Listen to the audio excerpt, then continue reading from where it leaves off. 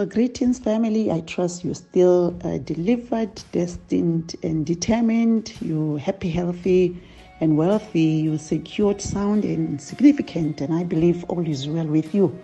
Well, today I just want to share with you about being desperate to help others. How desperate are you for others?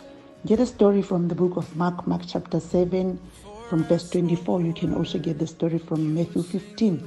But this is about the woman, the woman who came to Jesus while Jesus and his disciples went to a region where they wanted to rest. Just after reaching that area, this woman came. This woman is a Canaanite, is a Gentile. She's a Gentile, an outcast, an outsider. But then this woman comes to Jesus and she wants help. She's asking if Jesus could help her daughter who has an unclean spirit. But then the disciples were like, have nothing to do with her. And when Jesus addressed her as a dog, she said, Lord, even dogs, eat under the table, they eat the children's crumbs. But then for this statement, Jesus said to her, go, for the demon has left your daughter.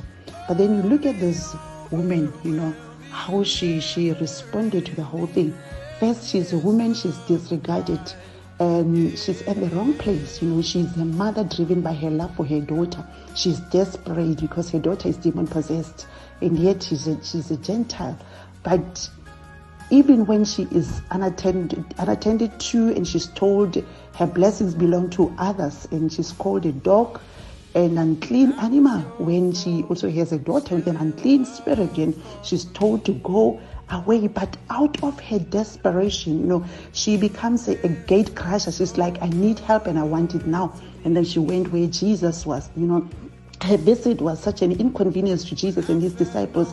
She interrupted their meeting, but then she came, at that inappropriate time. She went where she did not belong. She violated the boundaries.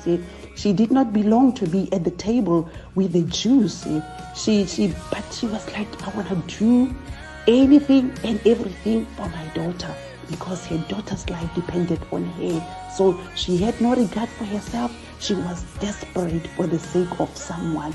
So she became courageous, a warrior fighting for her daughter. So she had this bulldog tenacity.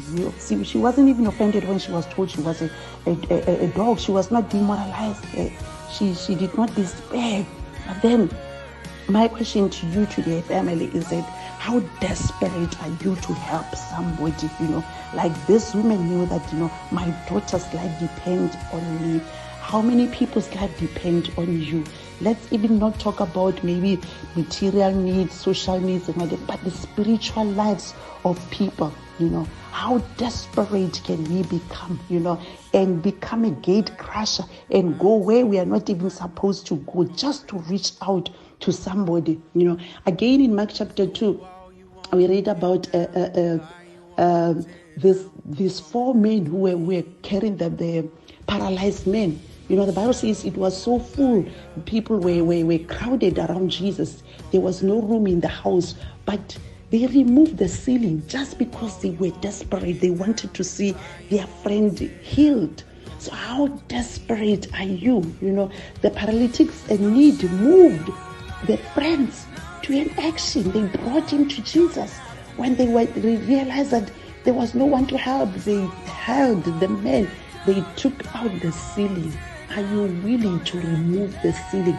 Are you willing to remove the roof just to help somebody? How desperate are you to can help somebody?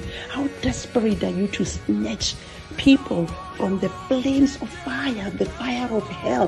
How willing, how desperate are you, family, to can say these people's life depend on us. We need to do something about it. So I just want to encourage you today to say there are people dying there that need your help, people that need your help. So just become desperate like this woman. Become desperate like these four friends of a paralytic. Do something. Go beyond boundaries.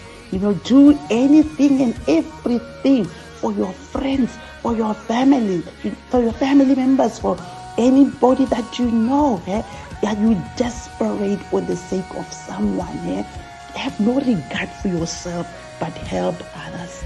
Let's be desperate to help others. Remember, the only thing that we can take to heaven is nothing else but souls. Let's help somebody become desperate even for souls. God bless you. I trust you and your family are well. I love you. Bye.